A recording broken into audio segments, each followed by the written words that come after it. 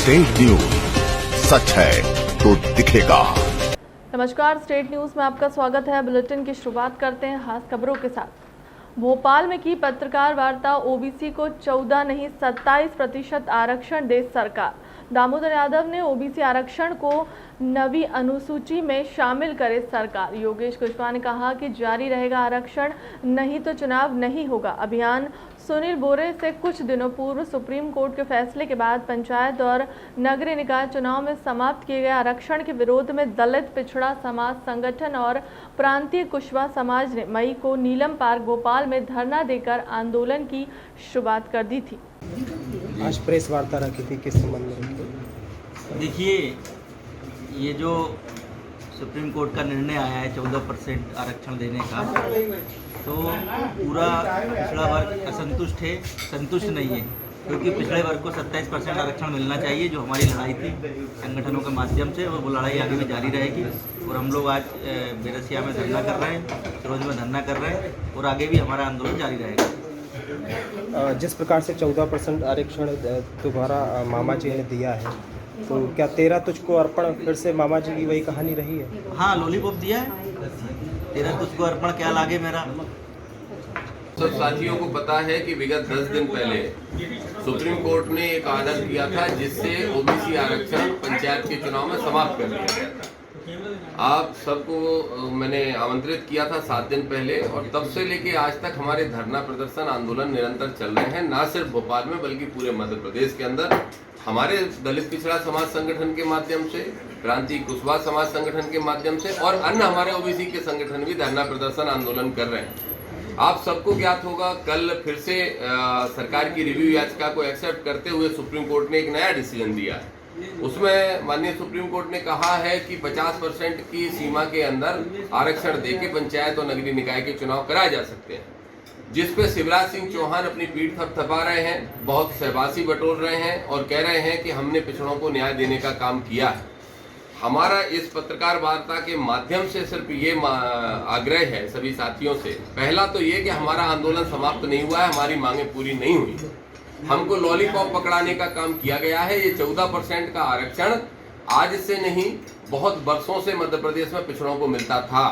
अन्य राज्यों में 27% आरक्षण मिलता है, लेकिन मध्य प्रदेश ही एक ऐसा राज्य है जो सिर्फ 14% आरक्षण देता है। हमारी मांग को माननीय कमलनाथ जी ने पूरा किया था।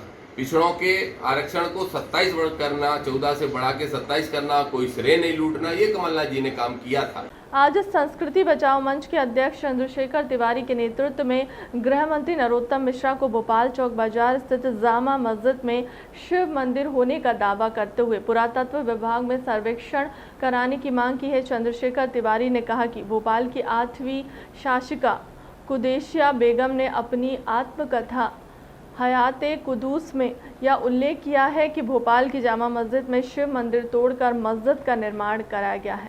संस्कृति बचाओ मंच ने आज माननीय गृह मंत्री को ज्ञापन दिया है, जिसमें भोपाल राज्य की 8वीं शासिका कुदैसिया बेगम ने हयाते कुदूस में यह निर्णय उल्लेख किया है कि भोपाल की जो जामा मस्जिद चौक बाजार की है, उसमें शिव मंदिर था और उस शिव मंदिर को तोड़कर जामा मस्जिद का निर्माण किया गया है। 1832 ईस्वी में जामा मस्जिद का निर्माण प्रारंभ हुआ, 1857 ईस्वी में यह पूर्ण हुआ। 5 लाख रुपए की राशि उस समय इसमें लगी थी। कुदैसिया बेगम ने हयाते कुदूस में यह भी उल्लेख किया है कि यहाँ पर एक विशाल काय शिव मंदिर था, जो कि मंडप सभा मंडप के रूप में जाना जाता था, उसको तोड़कर इसका निर्माण किया गया है। भारतवर्ष में मुगलों ने जब जब शासन किया, आताताइयों ने जब जब शासन किया है, तो हमारे मंदिरों को तोड़कर मस्जिदों का निर्माण किया गया है। 3 मस्जिद तो जो हमारे सामने है, अयोध्या का निर्णय आ चुका है, ज्ञानवापी में आप चल ही रहा है, जहां पर साक्ष्य मिल रहे हैं, अभी मथुरा भी बाकी है, और 30,000 की लिस्ट और हमारे पास है। ऐसा ही यहाँ पर भोपाल की जामा मस्जिद में भी हुआ है। हमने आज गृह मंत्री जी से निवेदन किया कि पुरातत्व विभाग से सर्वेक्षण कराकर और इस स्थान को संरक्षित किया जाए। आज हम इसको लेकर कोर्ट में भी याचिका दायर कर रहे हैं। कोईफिसा इलाके के अहमदाबाद पैलेस में जमीन के विवाद को लेकर खूनी संघर्ष हो गया। इतना ही नहीं, 7 से 8 राउंड फायर भी किए गए हैं। 2 गुटों में जमीनी विवाद कोई ये संघर्ष हुआ है। दोनों ही ओर से 20 से 25 लोग आपस में लड़ते नजर आए। सूचना मिलते ही पुलिस के आला अधिकारी सहित भारी पुलिस बल मौके पर पहुंच गया। शहर में आए दिन जमीन को लेकर विवादों की घटनाएं होती रहती हैं। गोईफिजा इलाके में बुधवार देर रात उस समय सनसनी फैल गई जब मिलन शादी हॉल के पास दो पक्ष आमने सामने हो गए और जमकर मारपीट की गई।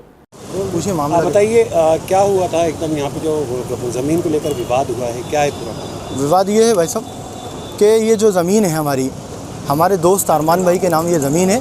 1973 की इसकी रजिस्ट्री है। 1973 की रजिस्ट्री है। हम लोग माननीय तहसीलदार, माननीय एसडीएम, माननीय कलेक्टर महोदय, माननीय कमिश्नर महोदय, जितने भी लीगल प्रोसेस होते हैं, मतलब वहाँ से हम लोग कोर्ट से वो ज़मीन को हम जीत के आए हैं। हमने आज हमारी बात हुई, नफ्ती कराना थी। माननीय तहसीलदार महोदय ने हमारी नफ्ती के लिए ऑर्डर करे। हम मौके पे पहुँचे। हमने पुलिस से ये कहा कि सर हम वहाँ कुछ हमला हो सकता है, कुछ लोग वहाँ पर जो हैं वो हम पे पूर्व में भी अड़ियाँ डाल रहे हैं, हमला हो सकता है। तो माननीय तहसीलदार महोदय ने और एसडीएम महोदय ने हमारे लिए सुरक्षा के लिए पुलिस पहुँचाई। पुलिस पहुँचाने के बाद पता चला मामला चलता रहा। जैसे ही पुलिस गई और उन्होंने हमला कर दिया, मेरे रॉड लगी है। रॉड लगने के अलावा शारिक है वहाँ पर, शारिक शफीक मछली का भाई है। शारिक, उसका भतीजा यासीन उर्फ पिंटू, गौरव तिवारी और एक पांडे था। इन लोगों ने 4 फायर करे, मेरे रॉड लगी। मेरे साथी शोएब भाई जो ऑनर है प्लॉट के, उन पे पैर में रॉड लगी। इन लोगों ने हमला करा और मारपीट करी है। अहमदाबाद पहले अंतर्गत एक भूखंड का सीमांकन दिन के समय हुआ था और इस भूखंड के को लेके 2 पक्षों में विवाद हुआ और गोली चलने की जानकारी प्राप्त हुई है। यद्यपि अभी तक किसी पीड़ित पक्ष से मेरी भेंट नहीं हो सकी है, परंतु मौके पे कुछ वाहन जिनमें तोड़फोड़ की गई है वो खड़े हुए हैं। अब किसी प्रत्यक्षदर्शी से भेंट होने के बाद ही वस्तुस्थिति की जानकारी हो पाएगी, मगर सूचना है कि गोली चली है। सर, लगभग यहाँ पे कितने लोग थे विवाद के टाइम पे? अब जब तक मेरी किसी प्रत्यक्षदर्शी से भेंट नहीं होती या पीड़ित से भेंट नहीं होती है तो ये कह पाना मेरे लिए संभव नहीं हो पाएगा। सर, अहमदाबाद पैलेस पर ज़मीन को लेकर विवाद हुआ था जिसमें फायर भी हुए, घायल भी हुए लोग। हाँ, ये जो अहमदाबाद पैलेस के पास 1 एकड़ ज़मीन है जिसका मालिकाना हक अरमान खान के पास है, जो पुतलीगढ़ में रहते हैं। इनके द्वारा सीमांकन का आवेदन लगाया गया था, जिसके आदेश पर उसका सीमांकन हो रहा था, जिसमें से कोई नावेद नाम के व्यक्ति के द्वारा आपत्ति जाहिर की गई कि इसमें 11,000 स्क्वायर फीट उसकी भी ज़मीन है। उसके पक्ष से कुछ सारिक मछली, यासीन, नावेद और अन्य 8-10 लोग पहुँचे हुए थे। यहाँ अरमान की तरफ से भी 8-10 लोग थे। इनमें आपस में विवाद हुआ है और फायर होने की भी खबर लगी हुई है। उसमें से एक व्यक्ति हरिशंकर पांडे घायल भी हुए हैं, जिनका हमीदिया में उपचार चल रहा है। किसी को फायर आर्म्स की किसी प्रकार की चोट नहीं है, ऐसी एक सामान्य सी चोट है।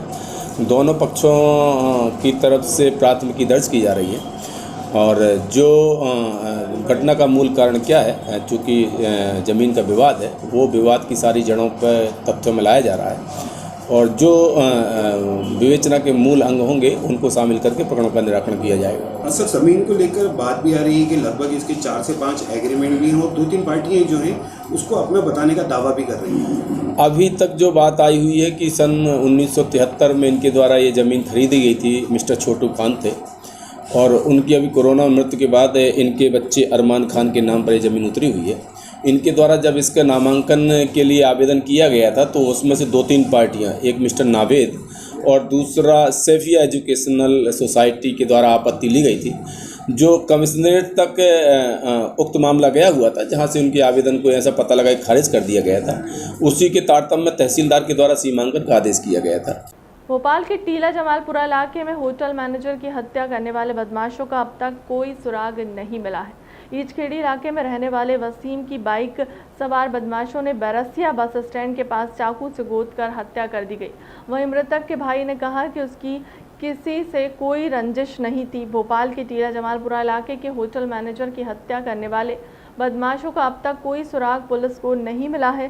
घटना मंगलवार रात करीब 8:30 बजे की। बताया जा रहा है कि जब मैनेजर बैरसिया बस स्टैंड की तरफ पैदल बस पकड़ने के लिए जा रहा था। सर, वसीम खान का मर्डर मुझे लगता नहीं है कि किसी से दुश्मनी या कोई विवाद हो।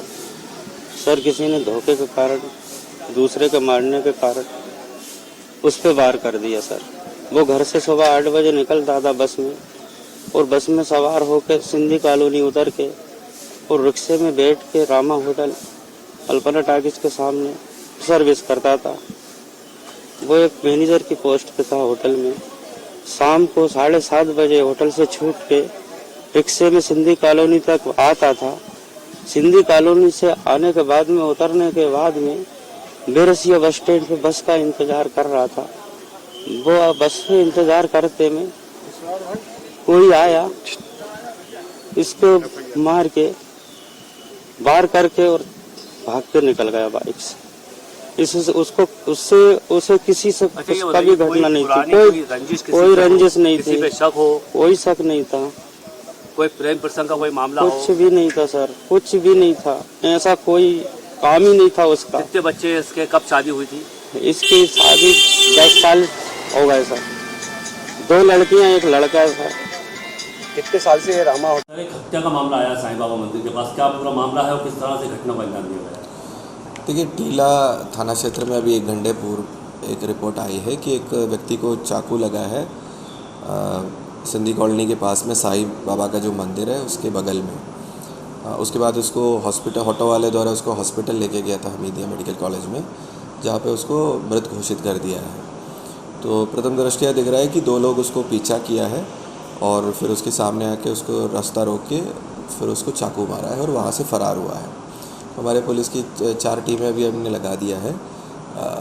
जिस तरफ भाई भागा है वहाँ की कैमराएँ देख रहे हैं और जो घटनास्थल से जो साक्ष्य मिला है उसके आधार पर हम लोग काम कर रहे हैं। सर, मृतक कहाँ का था कुछ पता चला? और आरोपी क्या जो था मोबाइल, किस बात को लेकर उसने? देखो, अभी तो घटना हुआ 1 घंटा हुआ है। वसीम है जो मृतक का जो नाम है, वो ईदखेड़ी का रहने वाला है और अभी यहाँ पे एक होटल में यहाँ पे पुराने भोपाल में काम कर रहे थे। 8:30 बजे उसका शिफ्ट ख़त्म हुआ तो वहाँ से वापस आ रहे थे वो। बाकी अभी हमारा जांच चल रहा है। ग्रामीण क्षेत्रों में लगातार हो रही बिजली कटौती को लेकर आज मध्य प्रदेश कांग्रेस कमेटी के आह्वान पर अलीराजपुर जिला मुख्यालय पर कांग्रेस विधायक मुकेश पटेल, जिला कांग्रेस के कार्यवाहक अध्यक्ष ओम राठौर, पूर्व जिला कांग्रेस अध्यक्ष महेश पटेल के नेतृत्व में बिजली विभाग का घेराव किया गया।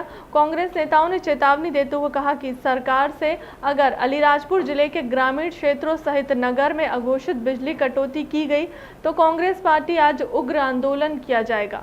बिजली विभाग के द्वारा जो अघोषित कटौती की जा रही थी, साथ ही बढ़े हुए बिल आ रहे थे। कई जगह ग्रामीण क्षेत्रों में लगातार बिजली बंद रहती है, 3 फेस लाइनें का मेंटेन नहीं हो रहा है। इसको लेके यहाँ पर हमने धरना और ज्ञापन के रूप में हम यहाँ आकर ज्ञापन दिया है और शीघ्र ही हम इनसे मांग करते हैं कि ये जो समस्या थी इसका निराकरण होना चाहिए। यदि नहीं हुआ तो हम और उग्र आंदोलन करेंगे। लगातार जनसामान्य की एक शिकायत है कि यहाँ पर दूरभाष नंबर जो हम बरसों से बंद पड़ा है, उसके लिए क्या कहना चाहेंगे? दूरभाष नंबर बंद है और इनके जो एई है वो तो फ़ोन भी नहीं उठाते, डी और ज़रूर उठा लेते हैं। हम इनको निर्देशित करते हैं कि अगर ऐसा नहीं किया, जैसे जो यहाँ पर लोकल फल्ट इनका जो वो है नंबर, उस पर कोई भी नहीं बैठता, जबकि 24 आवर की ड्यूटी है और बिजली एक वर्तमान में ऐसी है कि गर्मी भयंकर है।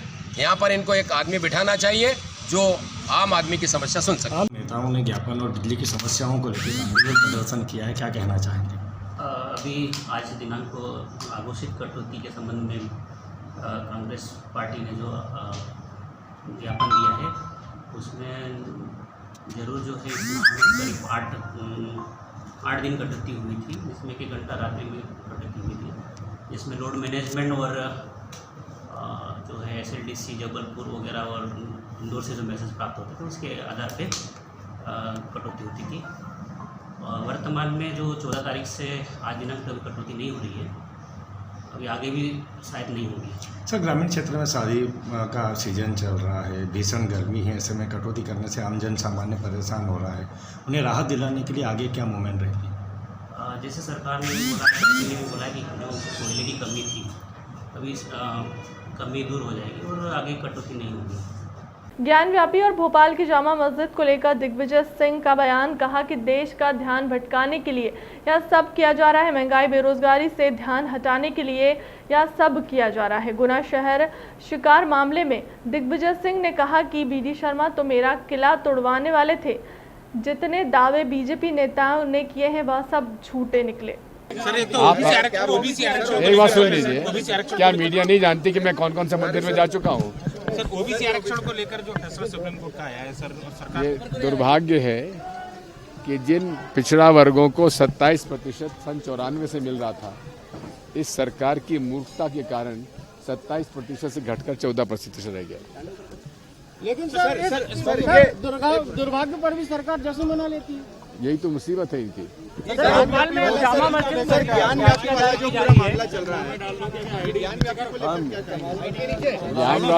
ज्ञानव्यापी के मामले में कांग्रेस का पक्ष साफ है कि इस देश में महंगाई बढ़ती जा रही है, रुपए का अवमूल्यन होता जा रहा है, बेरोजगारी बढ़ती जा रही है। उससे ध्यान बांटने के लिए भाजपा सब करा रही है। सर गुना में जो शिकारियों से मुठभेड़ हुई थी, बड़ा फोटो को लेकर बड़ी चर्चा रही कि सर बात ये शुरुआत की थी डॉक्टर बीडी शर्मा ने। वो तो हमारे किले पे बुलडोजर चलाना चाहते थे। अब जो सामने बातें आई हैं, झूठी पिक्चर पोस्ट की जा रही है, जिसका इनकाउंटर हो गया उसके नाम पर जो जिंदा है उसकी फोटो लगाई जा रही है। दूसरे एक और प्रकरण हुआ जिसके अंदर बताया गया कि इसका इनकाउंटर हुआ, वो भी कहा कि दूसरा है। झूठा फेक कराने के लिए ये पूरा सब कर रहे हैं। जो कुछ हुआ है बहुत ही विभत्स घटना है। पुलिस के 3 लोगों की हत्या की गई है, इसके हम निंदा करते हैं और जितने भी अपराधी उन्हें कठोर सजा मिलनी चाहिए। सर नीमच में भी प्रतिमा की स्थापना को लेकर हिंसा हुई और राजगढ़ में भी बात वही है। पूरा का पूरा इनको केवल इनसे पूछो भाई महंगाई बढ़ रही है तो कहते हैं जय सिया राम, बोलते बेरोजगारी बढ़ रही है तो हिंदू मुसलमान, फिर कहते हैं कि साहब रुपये का अवमूल्यन हो रहा है, कहता है कब्रिस्तान शमशान। ये तो केवल लोगों को गुमराह करने में लगे हुए हैं। पूरे देश में ऐसे क्लेम किए जा रहे हैं कि इस तरीके के मस्जिद के मंदिर। बात मैं आपसे कह रहा हूँ ना महाराज कि मैं आपसे जो कह रहा हूँ जरा सुनिए ध्यान। आपका मैं पूछता हूँ, आपका बजट, आपके घर हमारी बहू से पूछिए बजट बिगड़ रहा है कि नहीं बढ़ रहा है? तनख्वाह बढ़ी क्या आप लोगों की? बढ़ी क्या तनख्वाह? महंगाई बढ़ती जा रही है, तनख्वाह बढ़ नहीं रही है, कम हो रही है। तो आप मुसीबत में हैं कि नहीं है? बताओ। मेरा आपको बालाघाट जिले के परसवाड़ा जनपद अंतर्गत ग्राम ढीपुर के वन परिक्षेत्र में पीएम आवास के नाम पर रेत बेचने वाले रेत माफियाओं के विरुद्ध कार्रवाई करते हुए परसवाड़ा तहसीलदार नितिन चौधरी ने रेत से भरे 5 ट्रैक्टर जब्त किए हैं, जिन्हें परसवाड़ा पुलिस की अभिरक्षा में रखकर प्रकरण एसडीएम बेहर की ओर प्रेषित किया गया। उल्लेखनीय है कि बीते 3 माह से वन ग्राम ढीपुर के वन परिक्षेत्र में बहने वाली नदी से रेत निकालकर रेत माफियाओं द्वारा रेत बेचने का काम संचालित किया जा रहा है। ट्रैक्टरों को आपके द्वारा जो पकड़ा गया था, किस प्रकार की कार्रवाई? कल शिकायत प्राप्त हुई थी कि ग्राम ढीपुर में आंध्रा नाला है, वहाँ पे कुछ लोगों के द्वारा अवैध रूप से 600 रुपये वसूल कर रेत मतलब एक फर्जी ये दिया जाकर, जिसमें पंचायत समन्वयक के हस्ताक्षर हैं के नाम से हस्ताक्षर किए जा रहे हैं। ऐसी शिकायत प्राप्त हुई थी 600 रुपये में ये रसीद देकर और अवैध रूप से रेत मतलब बेची जा रही है। तो जिसके संबंध में मौका जांच की, मौका जांच करने पर वहाँ 4-5 ट्रैक्टर ट्राली रेत से भरे हुए जब्त करके थाने में खड़े कराए गए और जो रसीद दे रहे थे उनका पता चला कि संबंधित कोई तोमर और या राजपूत करके कोई व्यक्ति हैं जिनके द्वारा ये कार्य किया जा रहा है। जिसके संबंध में प्रकरण तैयार कर अग्रिम कार्रवाई हेतु वन विभागीय अधिकारी को प्रेषित किया गया। और सर ट्रैक्टर जो पकड़ा है उन पर किस प्रकार की कार्रवाई है? ट्रैक्टर वालों का कहना है कि हमको ये रॉयल्टी के नाम पर यहाँ बुलवाया गया था कि आपको 600 रुपये में रॉयल्टी दी जा रही है। तो इसके संबंध में भी वरिष्ठ अधिकारियों को अवगत कराया जाएगा कि ट्रैक्टर वालों के द्वारा ये बताया गया कि उनको 600 रुपये की रॉयल्टी के नाम से रेत बेची जा रही है। सर परसवाड़ा क्षेत्र में ऐसी कोई स्वीकृत खदान या ऐसा रॉयल्टी का कोई प्रावधान? नहीं, परसवाड़ा क्षेत्र में कोई भी स्वीकृत खदान नहीं है जहाँ से डायरेक्ट मतलब उत्खनन कर रेत बेची जा सके। सर ये जो पर्ची दे रहे हैं, ये ट्रैक्टर वालों को जो पर्ची दी जा रही है 600 के बदले, ये क्या किसी पंचायत से जारी की गई है या इस फिर पर्ची के संबंध में जनपद सीओ साहब से भी पत्राचार किया गया है, जिसमें उनसे पूछा गया है कि उक्त रसीद आपके द्वारा जारी की गई है या किसी पंचायत के द्वारा किसी अधिकृत व्यक्ति द्वारा उनको सौंपी गई है।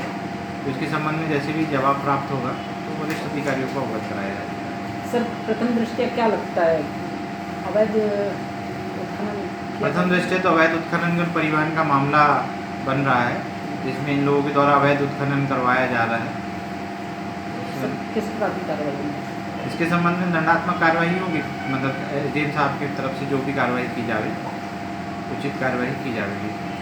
भोपाल के बैरागढ़ में हाल ही में धर्मांतरण के मुद्दे को लेकर स्कूल संचालक पर हुई कार्रवाई को लेकर स्कूल में कार्यरत कर्मचारी शिक्षक पहुंचे राज्यपाल की शरण में। क्षेत्रीय विधायक और गृह मंत्री को देंगे ज्ञापन।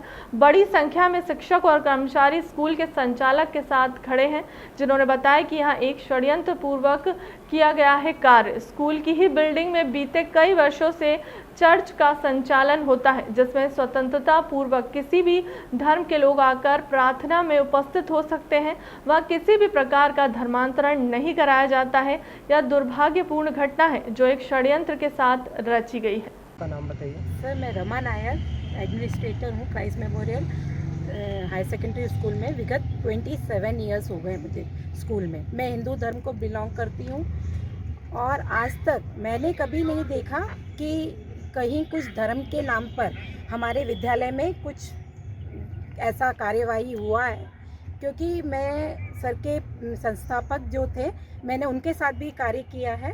कभी ऐसी कोई घटना हमारे स्कूल में नहीं हुई। अगर 48 ईयर्स हो गए सर, तो अगर ऐसा कुछ होता तो अभी तक हम लोगों को भी पता चलता कि ऐसा कुछ हमारे स्कूल में चल रहा है। न्यूज़ में आया गया है कि सब तरफ से बंद करके संस्थापक मतलब धर्म परिवर्तन करवाते हैं, तो सर बाकी लोग कैसे जाके चर्च में उन्होंने वीडियो शूटिंग किया? अगर सब बंद होता तो हम लोगों को पता होता कि गेट में कोई आया है, तो वो अंदर कैसे पहुंच गए? उन्होंने 15 मिनट का जो वीडियो बनाया वो कैसे बना लिया? अगर बंद होता तो हम लोगों को पहले पता चलता। सर मैम आज उस टाइम तो संस्थापक वहाँ उपलब्ध ही नहीं थे, तो कैसे वो इसमें शामिल हो गए हम लोगों को पता ही नहीं। ये तो पूरा एक साजिश ही लग रहा है कि उनको किसी साजिश के तहत फंसाया गया है। क्या लगता है आपको, ये क्या एक साजिश है और एक सोची समझी साजिश है? बिल्कुल सोची समझी साजिश ही लगी है, क्योंकि वो तो उस टाइम पे उधर उपलब्ध ही नहीं थे, हमारे संस्थापक वहाँ थे ही नहीं। और चर्च में सर संडे सबको पता है ईसाई लोगों का एक प्रार्थना होता है, तो वो तो उधर पे खुला कोई भी आ जा सकता है। आज यहाँ पे महामहिम राज्यपाल के यहाँ आपने आवेदन देने आई, क्या मांग करती जी? क्या मांग करने आई यहाँ पे? यही सर कि जो ये जो आरोप लगाए गए हैं हमारे स्कूल पे, जो बिल्कुल निराधार हैं, जिसका मतलब हमारे उसमें कोई लेना देना नहीं है, स्कूल से तो रिलेट ही नहीं है उस चीज़ का। क्या आश्वासन मिला? सर अभी तो कोई मिले ही नहीं हम लोग से। ठीक सा परिचय। मैं Parmendra Daryani, Christ memorial school Bairagarh का प्राचार्य। क्या मामला है, आज आप लोग बड़ी संख्या में राजभवन के गेट पर यहाँ इकट्ठे हुए हैं, क्या मामला है? हमारे स्कूल और संस्थापक महोदय पर आरोप लगा है कि हम लोग धर्मांतरण कर रहे हैं। हमारा स्कूल विगत 1974 से चल रहा है और बैरागढ़ स्कूल का सबसे प्रथम इंग्लिश माध्यम का स्कूल था। शुरू से चलते आ रहे हज़ारों बच्चों ने हमारे यहाँ शिक्षा ग्रहण की और अभी भी कर रहे हैं। ऐसा कोई मामला ना हमने कभी देखा ना कभी सुना। अगर हमारा टोटल स्टाफ आप देख रहे हैं 99% हमारा स्टाफ हिंदू है। अगर ऐसा कुछ होता तो क्या हमें पता नहीं चलता? क्या था पूरा मामला और किसको लेकर के इतना बड़ा बना है ये मामला? गुना शादी समारोह के सीजन में गुना बजरंगगढ़ रोड पर बने रेलवे ब्रिज पर अधिकतर बारातों के कारण लंबा जाम लग जाता है, क्योंकि यह ब्रिज शहर के बीचों बीच स्थित मुख्य जयसम चौराहे से लगा हुआ है। रात 8:30 बजे ऐसा ही संवेदनशील मामला सामने आया जब एक बारात ब्रिज के नीचे खड़ी थी तो दूसरी बारात ब्रिज के ऊपर से निकल रही थी, जिसके कारण लंबा ट्रैफिक जाम लग गया। वहां मौजूद पुलिसकर्मी जाम को खुलवाने की निरंतर कोशिश कर रहे थे, तो वहीं जाम में फंसी एम्बुलेंस में डेड बॉडी को ले जा रहे व्यक्ति अपने परिजनों के पास पहुंचने के लिए इंतजार कर रहे हैं। जब एम्बुलेंस चालक ड्राइवर से state news bureau Rahul Chaurasia से बात की तो ड्राइवर बंटी ने बताया कि काफ़ी समय से बारात के कारण जाम में फंसे हैं और एम्बुलेंस में अंदर रखी डेड बॉडी जिसे भुल्लनपुरा तक ले जाना है। तो अभी आप जो यहाँ डेड बॉडी लेके जा रहे थे, ये कहाँ से लाए थे आप डेड बॉडी? डिस्ट्रिक्ट हॉस्पिटल से। जो यहाँ जाम में जो आप लोग फंस गए थे, जो आपने डेड बॉडी ऑटो में भिजवाई है, क्या खराबी आ गई है एम्बुलेंस में? प्लेटें डाउन हो गई थी उसकी, गर्म हो गए जाम में, आधी के लिए दबा। कब से फंसे हुए थे आप जाम में? 1.5 घंटे से ऊपर। क्या नाम है आपका? बंटी। आप ड्राइवर हो, एम्बुलेंस पे आ रहे हैं, तो आप शासन प्रशासन से क्या मांग करना चाहेंगे? ये जो इस तरह से बारात निकलने से क्या ट्रैफिक की बार बार दिक्कत आती है? दिक्कत आती है साहब। क्या नाम है आपका? मेरा लखन झा। तो आप यहीं गुना में रहते हैं, तो आप क्या मांग करना चाहेंगे शासन प्रशासन से? चाहेंगे कि ऐसा जाम ना लगने चाहिए। फिलहाल के लिए अब तक की खबरों में इतना ही। देश दुनिया की तमाम बड़ी खबरों के लिए बने रहें स्ट्रेट न्यूज़ के साथ। नमस्कार।